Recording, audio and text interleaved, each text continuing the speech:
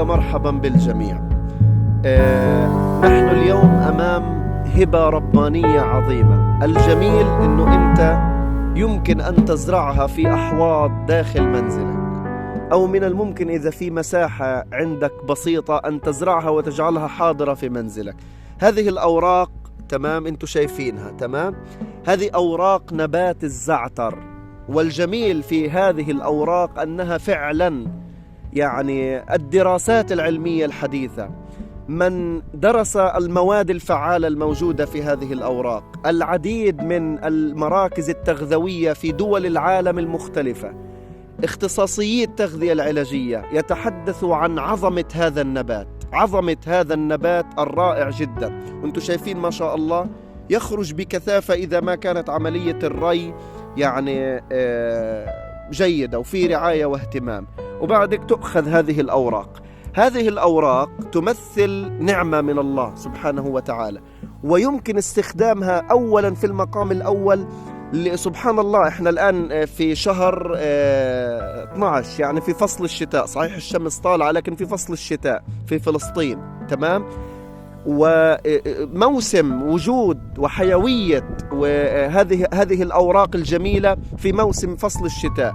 وهذه عظمة الله سبحانه وتعالى في توقيت حيوية هذا النبات، لأنه احنا بحاجة إلى هذا النبات للتخلص في المقام الأول من نوبات السعال المزعجة والمتكررة اللي اليوم الناس يتهافتوا على الصيدليات لشراء أدوية السعال وما لها من آثار جانبية. لكم أن تتخيلوا أن هذه الأوراق من الممكن أن تقطف بعض منها وتقوم بغليها، يعني غليها كأوراق خضراء، تغلي الماء، وبعد ما تغلي الماء تضع هذه الأوراق ويتم عملية النقع في هذا الماء الساخن من أجل استخلاص المواد الفعالة الموجودة في الأوراق الزعتر. الجميل أيضا أنه شرب هذا المشروب مغلي أوراق الزعتر يعني يريح الجهاز التنفسي، ينقي الصدر من البلغم، ينقي الرئتين، يرفع كفاءة الجهاز المناعي، يهدئ من حساسية الصدر.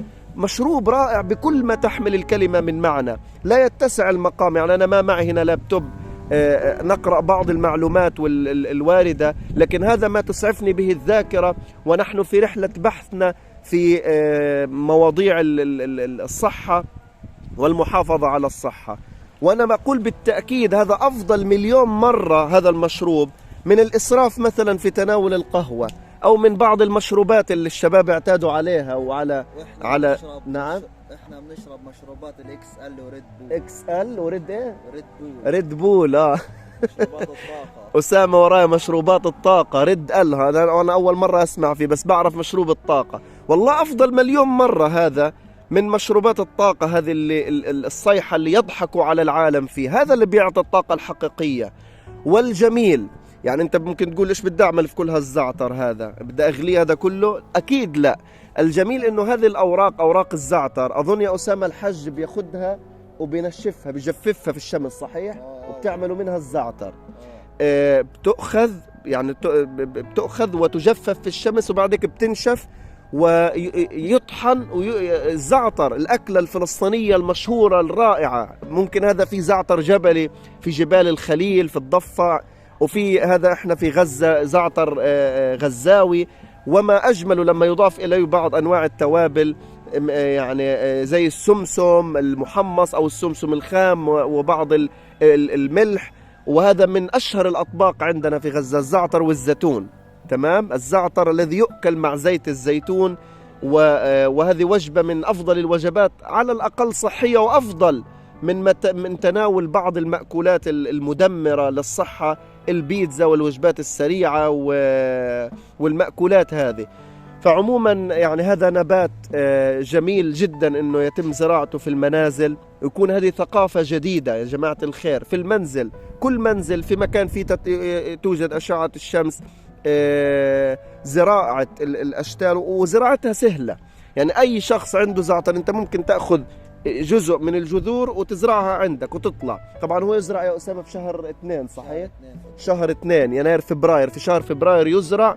وحتى لو في السنة الأولى ما زبطش خليه في الأرض، سبحان الله في السنة القادمة التي تليها بتلاقيه طلع وبقوة من الممكن اليوم أنه نحصل على المعلومة من خلال الإنترنت، ونتعلم مهارة زراعة هذه النباتات الجميلة. طبعا أنا جنب الزعتر هنا بدي أنقل لكم لحظة بس.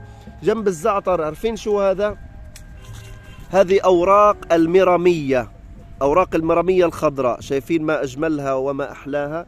وبرضو المرامية سبحان الله نبتة سهل ممكن زراعتها، شوفوا معمرة كمان، ها ممكن زراعتها وما أجمل رائحتها. يعني أنا أتحدث لكم ورائحتها نفاذة. وهذه طبعا المرامية رائعة جدا، رائعة جدا للجهاز الهضمي، ورائعة جدا في تعديل المزاج، ورائحتها النفاذة لو مجرد استنشاقها سبحان الله يعطي للإنسان طاقة إيجابية. يعني لا أعرف إذا بنفع تشموا ريحة هالمرامية الرائعة والجميلة جدا. فكل شيء من خيرات الأرض رائع ومفيد. على فكرة أنا شايف هناك كمان بدي أنقل لكم لزاوية ثانية، هذه أوراق القريص مثلا. هذه أوراق القريص. طبعا القريص هو بشوك صحيح، الناس بتقول إنه بشوك، لكن في شوكه فائدة وقيمة. هو صحيح بشوك وفي شوكه فائدة وقيمة. ولكم أن تتخيلوا، أنا بعض الإخوة هنا في هذا المكان قبل فترة أخذ النبات القريص من الأرض وغسله وأكلوا كما هو، مضغوا يعني. طبعا نبات القريص نبات رائع جدا، واقرأوا عن القريص. وهذا طبعا هو الجميل انه بيطلع بريا، يعني بيطلع في فصل الشتاء لوحده، ويمكن غليه، ويمكن ايضا تجفيف اوراقه والحصول على فوائده وقيمه التغذوية الرائعة جدا. وهذه من الخيرات اللي يجب على الانسان انه ينتبه إلها. شوفوا هذا القريص. طبعا انتم شايفين جنب القريص، انا مش عارف شو افرجيكم، اوراق النعناع. هذه أوراق النعناع، أوراق النعناع هذه أوراق يعني رائعة جدا جدا جدا. ويا سلام لو يتم عصر الليمون مع النعناع، مع أوراق النعناع. بدي أفرجيكم بعض كم من ورقة طالعة كمان. طبعا هنا الجرادة، هذه أوراق الجرادة الخضراء، نسمع عنها الجرادة الخضراء، هذه الجرادة الخضراء تمام. وهنا طبعا احنا في بداية هذه أوراق الخبيزة، طبعا أكلة زي الملوخية رائعة، هي طالعة هنا وبتطلع برضه بريا، يعني ما يتم زراعتها، بتطلع بشكل خلينا أقول عشوائي في الأرض سبحان الله. وهي من الأكلات الرائعة جدا والمفيدة جدا، والمختصي التغذية العلاجية بينصحوا بتناولها.